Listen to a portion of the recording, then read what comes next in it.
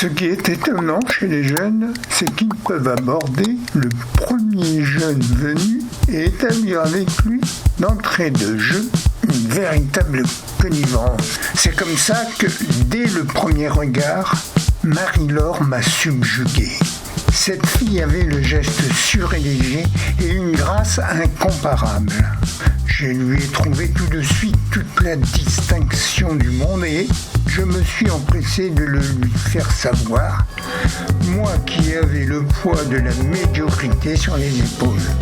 Devant elle, je filais droit et n'en menais pas large.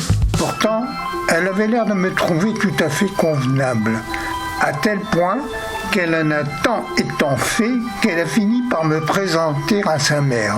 Comment dire ? Ce n'était pas le même monde, ni vraiment mon ordinaire. Je prenais des pauses et, de bonne grâce, le dimanche après-midi, acceptais de prendre le thé sans faire non plus trop de manières. Pourtant, j'étais gêné.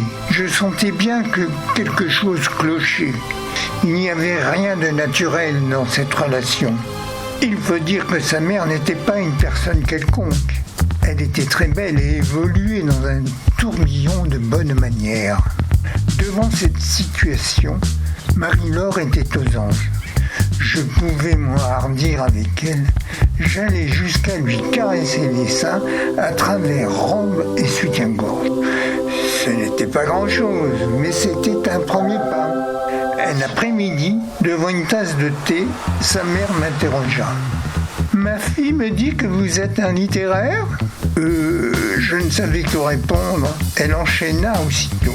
« Que lisez-vous en ce moment ?»« Allons enfants de Yves Gibaud, répondis-je avec assurance. Allons enfants, répéta-t-elle, l'air songeur. C'est l'histoire d'un enfant de troupe qui décide de quitter l'armée pour faire du cinéma. Nous avons plusieurs points en commun. C'est très bien, dit-elle, mais je vous vois mieux en officier de marine, comme Pierre Loti. Vous connaissez Pierre Loti ? Je n'osais pas lui avouer que chaque fois que j'avais voulu le lire, le livre m'était tombé des mains. Elle me tendit un livre qui était déposé sur le coin de la table. Elle avait préparé son coup. Madame Chrysanthème. Eh bien, vous devriez lire ça, je vous assure. Décidément, je vous vois bien en officier de marine, ajouta-t-elle pour elle-même. À part que je ne me voyais certainement pas en officier de marine, je commençais à trouver la situation marrante.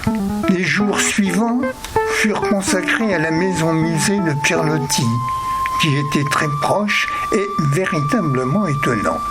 Bref, je me sentais de plus en plus Pierre Loti. Je frimais un peu et me la racontais. Sa mère n'avait-elle pas que mon nom à la bouche ? Mais Marie-Laure me ramenait à chaque fois à plus de modestie et m'avoua qu'elle m'avait présenté comme le fils d'une longue lignée de banquiers et de capitaines d'industrie. Boum !